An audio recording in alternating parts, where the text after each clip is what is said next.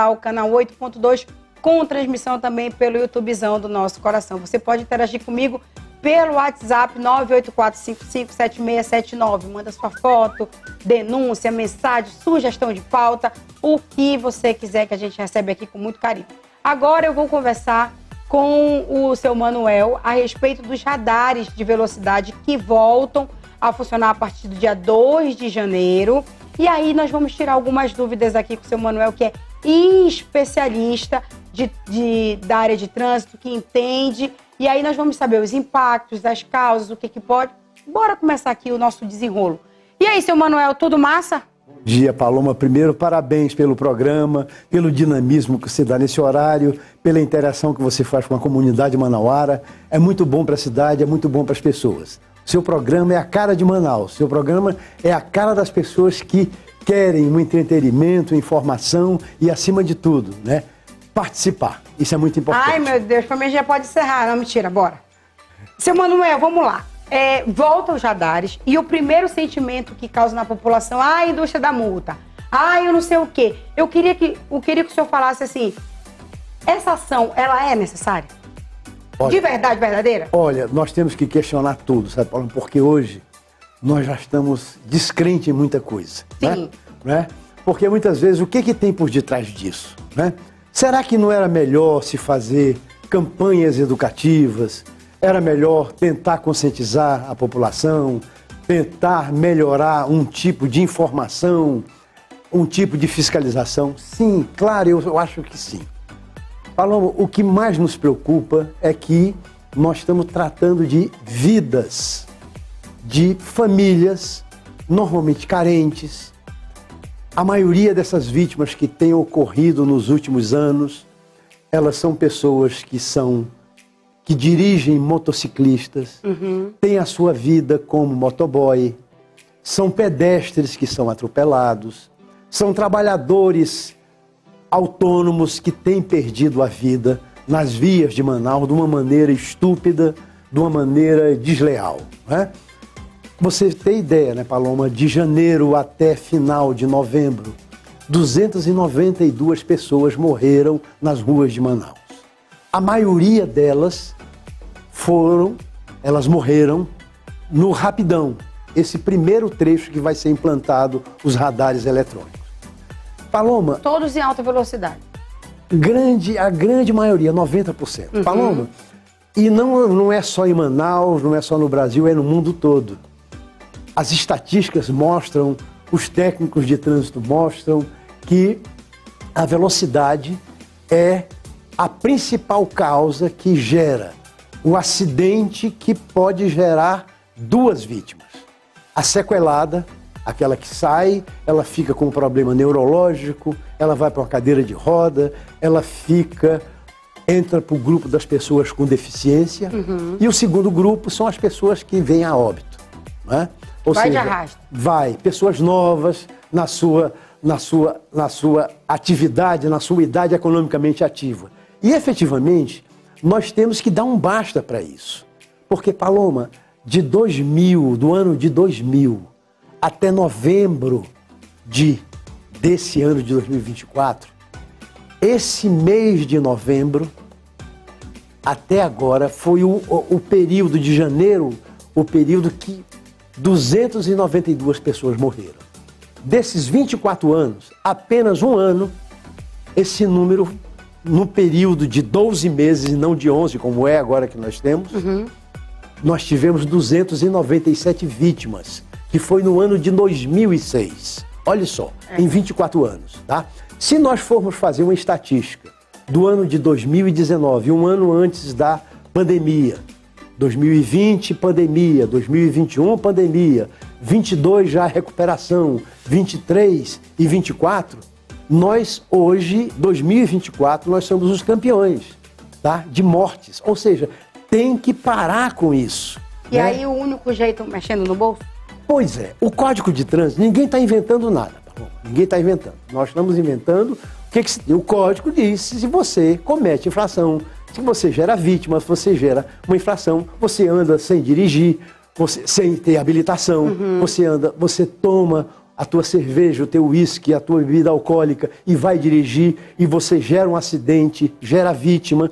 Nós já tivemos casos agora, né? As pessoas tomaram um pouquinho, né? Geraram um acidente fatal, um acidente que repercutiu em toda a cidade. Né? Ou seja, esses efeitos são comportamentos que não são aceitáveis. Nós temos um grupo, uma geração de pessoas aí que estão vendo isso. E o que nós não podemos é ficar com os braços cruzados. Nós temos que dar um basta nisso. Né? E existe o processo de fiscalização, o processo de monitoramento faz uma diferença. Eu sou contra a multa. Eu sou contra a multa. Mas não existe educação se não houver punição. Entendi. O processo, ou seja, é o nosso filho, é o nosso neto, são pessoas que mais nós amamos no mundo. Né? Se nós não dermos um processo corretivo, com dosagem e tudo, e dizer, olha, tem um certo, tem um errado, tem um limite para se dar, essas pessoas vão ser absolutas e vão aprender perdendo a vida, ficando sequeladas. Então, eu acho que uma campanha... Agora, eu tenho algumas observações a fazer. Eu também. É necessário, por exemplo, sabe, Paloma, que se dê transparência como é que está sendo feito. Por exemplo, eu vou lhe dizer... Eu acho, Manuel, o senhor concorda comigo que a grande insatisfação da população, que é a minha, não é a questão do radar, da multa. Sim. A gente entende que a gente precisa pra gente pôr o pezinho no freio. Em todo o Brasil já tem, no Nordeste funciona maravilhosamente bem, todo mundo lá respeita. Mas como que acontece esse processo licitatório? É isso que deixa a gente com a pulga atrás da orelha, não é isso? E eu lhe digo mais. Por exemplo, é necessário que a prefeitura, o IMMU, coloque lá no site dela os 7 radares que foram implantados, que vão funcionar lá no Rapidão, a partir do dia 2 de janeiro.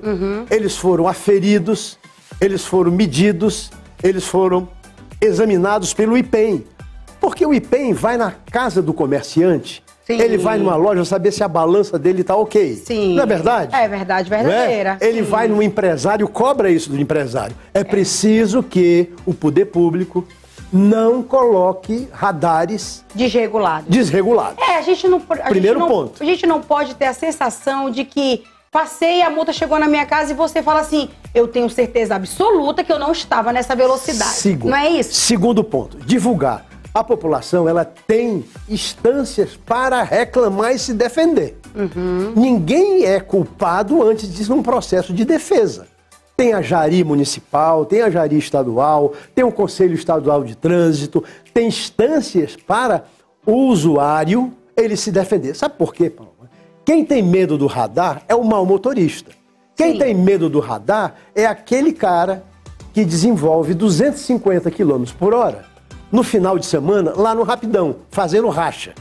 Né? Ele não só faz racha no Rapidão, como faz racha na Ponta Negra, como faz racha na Avenida das Torres, não é? Ou seja, por exemplo, é necessário que se tenha um controle de velocidade para as carretas que andam de uma maneira irregular na cidade, que já provocaram tantos acidentes, já provocaram vítimas.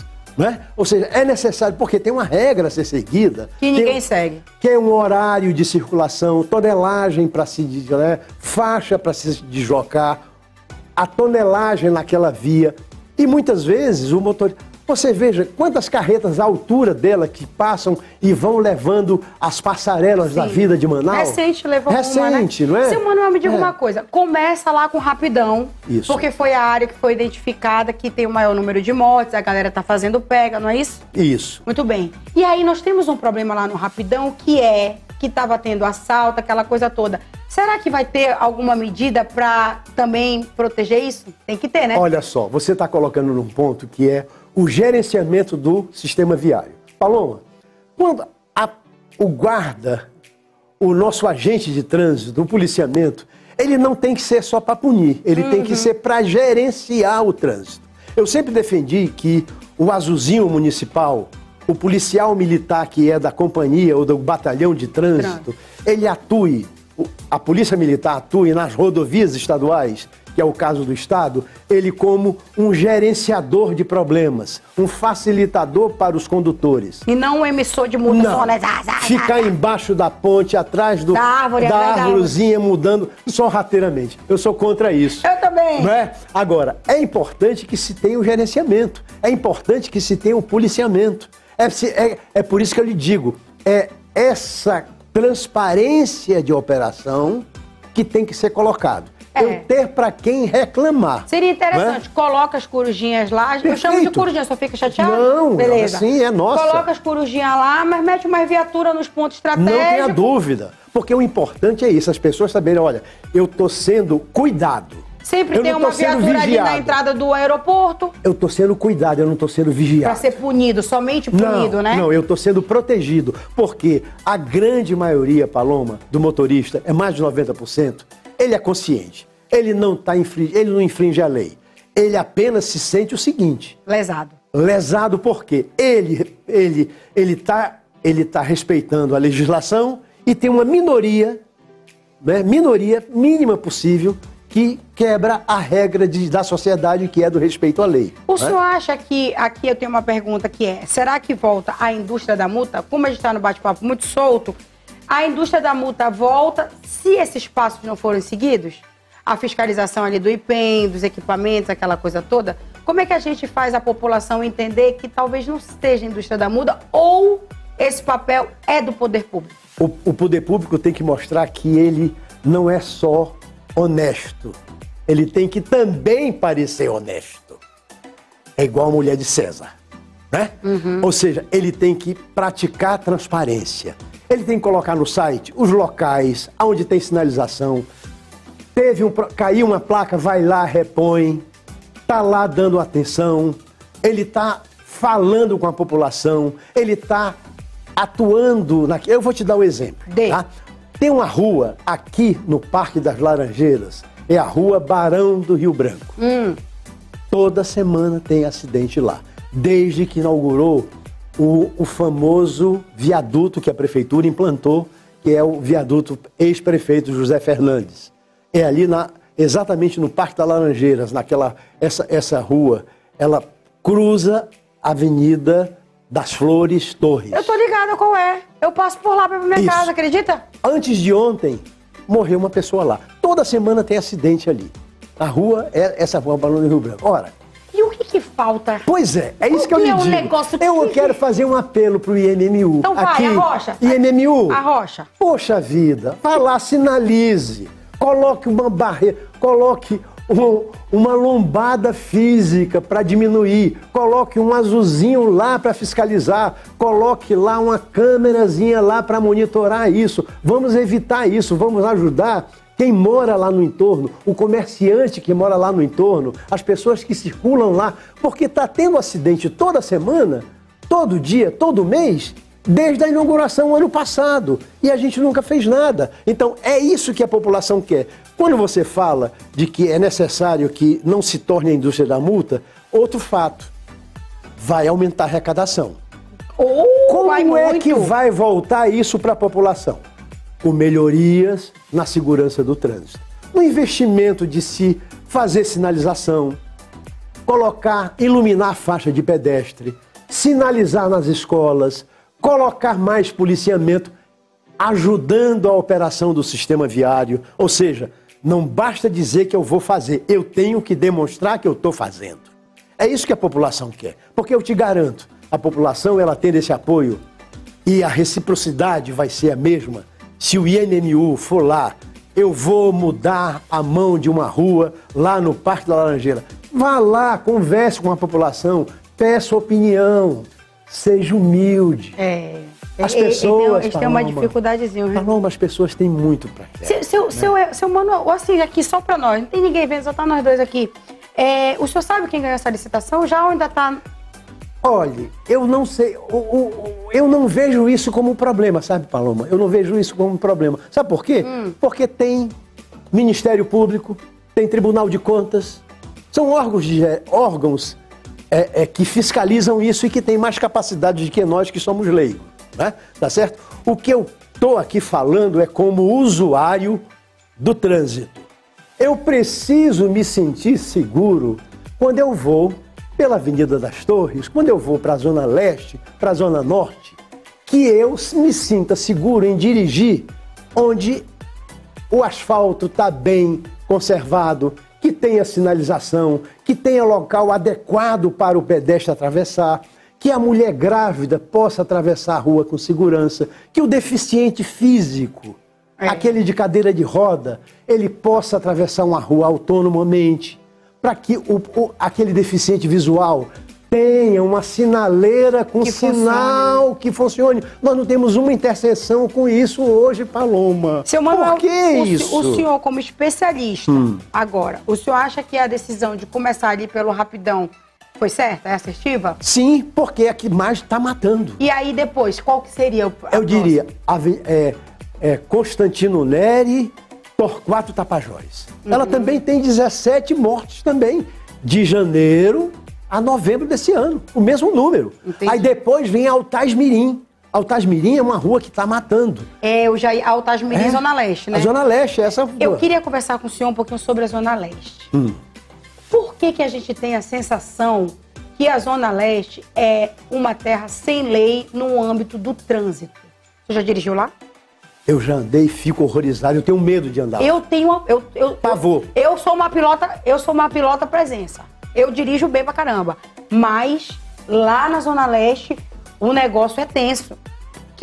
Qual é o IMMU não vejo na Zona Leste, mas vejo na Ponta Negra, onde eu já não sinto que eles têm tanta necessidade de estar ali a cada 2 passos, tem um agente de trânsito do IMMU na Ponta Negra. Tá tudo sinalizado, tá tudo lindo e tal. Por que essa Zona Leste? Você já deu o diagnóstico, né? A Zona Leste, ela necessita ter sinalização, ela necessita ter calçada, ela necessita que o sistema viário seja melhor conservado, necessita que tenha faixa de pedestre iluminada, é preciso que se tenha pontos de facilidade para a população. Eu vou lhe dar o exemplo. Quando nós começamos aqui no início da Bola do Coroado, aqui, próximo, você vai ver um pedestre e um deficiente físico não consegue atravessar a rua, aquela rótula lá. Porque não tem prioridade para as pessoas. Não tem, abre de um lado, abre do outro, abre do lado. Você vai lá para o Márcio Souza, a mesma coisa. Onde é o Márcio Souza? O Márcio Souza é essa que inaugurou, que está engarrafado ali no final da Avenida das Torres, aqui, já próximo ao V8, né? A Rodrigo Otávio. Né? Ou seja, é necessário que as pessoas sejam dadas prioridade. E quando você fala isso, você está falando não a pilota, você está falando a cidadã que não tem prioridade, não tem facilidade ao dirigir um carro. Se você vai lá como pedestre, aí você está morta, minha amiga.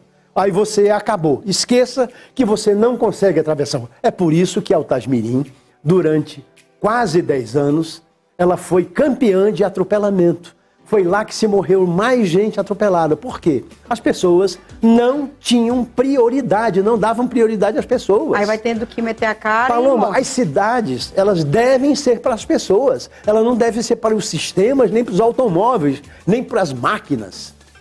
Absolutamente. São para as pessoas. As pessoas que moram lá. Você veja, ali é um bairro onde...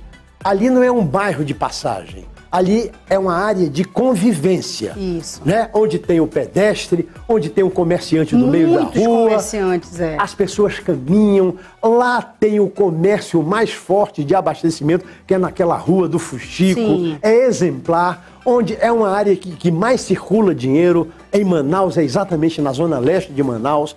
E eu volto a dizer, falta uma prioridade pontual, específica, da atuação do IMMU para melhorar a sinalização, melhorar a caminhabilidade das pessoas, do deficiente, melhorar a circulação das pessoas, do motoqueiro que anda lá, que é muito, melhorar as condições do transporte executivo e alternativo, que serve de uma maneira excepcional às pessoas lá.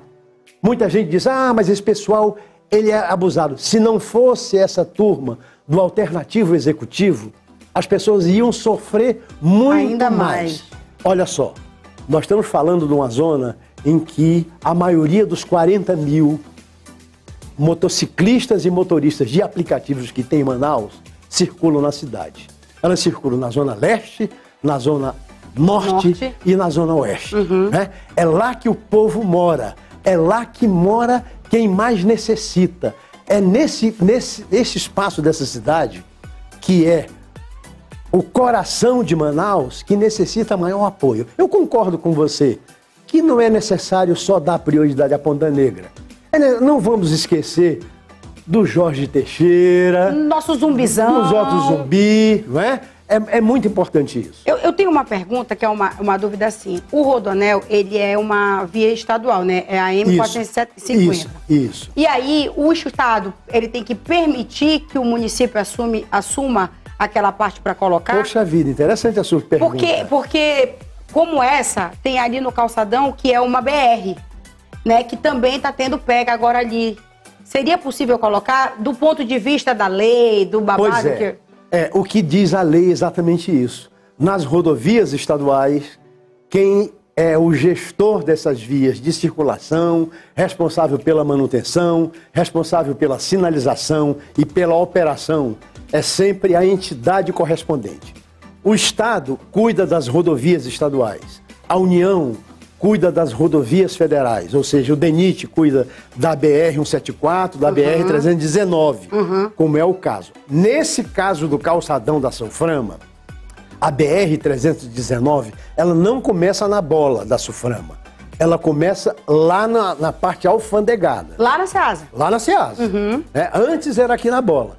Ali ainda já é prefeitura. Agora, esse rapidão, me parece, é uma boa pergunta, um bom questionamento, que o MMU, mais uma vez, ele poderia dizer, olha, coloque no site, eu fiz convênio com o Estado e o Estado delegou ao município, autorizou ao município, o município colocar equipamentos de controle de velocidade que vão gerar multas, vão gerar infrações de trânsito e que isso vai estar sendo administrado pelo município. O Estado tem que permitir isso, através de um convênio, através de uma delegação de atribuições, assim como se o IMMU fosse colocar um radar na BR-174.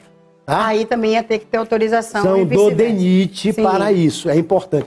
É mais aquele ponto de transparência que tem que ter. Olha, Paloma, quando nós vamos no site da Companhia de Engenharia de Tráfego de São Paulo, ela não só coloca tudo isso que eu estou lhe dizendo, como ela coloca o mapa, os pontos exatos aonde tem o radar. Por quê? Porque, na realidade, o radar não é pegadinha. O radar era a indústria da multa se fosse uma pegadinha. Mas ele vem sendo avisado, previamente, sinalizado, tem o mapa. Hoje qualquer aplicativo, Waze, Google Maps, ele sinaliza, olha, tantos metros tem isso. Ou seja, o objetivo do radar não é multar, é fazer com que um ponto negro de acidente, onde se já gerou muita vítima por causa da velocidade, né? Em qualquer horário, se ele for acima do limite, que ele perde o controle, né? Ainda mais se ele tiver com um pouco de álcool, ele pode gerar vítimas, ele pode gerar prejuízo. Então, é para se evitar. Nós temos que fazer campanhas. É por isso que o processo educativo é o mais correto. O processo de formação, a consciência da formação. Eu não vou dirigir depois que eu tomei uma cervejinha ou 2 cervejinhas. Eu não vou dirigir. Eu vou evitar isso. Eu vou usar o aplicativo, eu vou de carona, né? Eu vou usar a minha motocicleta, que ela é econômica, é ágil, mas eu vou usar com equipamento adequado, com capacete, né? Com roupa adequada. Eu não vou usar sandália, eu não vou andar descalço, eu vou permanecer na faixa, eu não vou andar na contramão, eu não vou furar sinal. São exemplos de preservação da vida e de boa convivência e de respeito ao próximo. Porque foi assim que os outros lugares do mundo conseguiram zerar os acidentes, dar prioridade à vida, as pessoas se sentem melhor, o idoso se sente melhor, mais seguro. Ou seja, hoje é muito difícil, Paloma, o idoso se sentir seguro caminhando em Manaus. A calçada é irregular, é escuro, não tem rebaixamento de calçada, a faixa de pedestre é mal iluminada à noite, ele é confundido, muitas vezes não tem iluminação suficiente, ou seja, ele vive um perigo constante. Ele chega no terminal de integração, a maioria deles necessita assim, de um sistema de conservação, de um sistema de limpeza, de informação, de segurança, sensação de segurança, conforto e acolhimento. Sim. Isso é mais importante, ou seja, é a nossa casa. Nós passamos mais o dia na rua do que propriamente na nossa casa. É verdade. Né? Ou seja, esse é o aspecto de que essa cidade precisa ser acolhedora para quem mora longe, é marginalizado, ele muitas vezes não tem a oportunidade de ter o dinheiro de pagar um aplicativo, ele tem que participar do transporte urbano. Então essas pessoas merecem todo o nosso respeito e prioridade. Seu Manuel, eu quero muito agradecer a sua presença aqui no programa e eu já vou dizer que quando tudo começar a funcionar, vai aparecer um monte de pequenas dúvidas, de problema, e a gente vai estar ali ligando. Vamos monitorar. Para vir aqui, para a gente ir debatendo esses assuntos, beleza? Por isso que eu lhe falei, o seu programa, ele é um porta-voz daquilo que a população quer.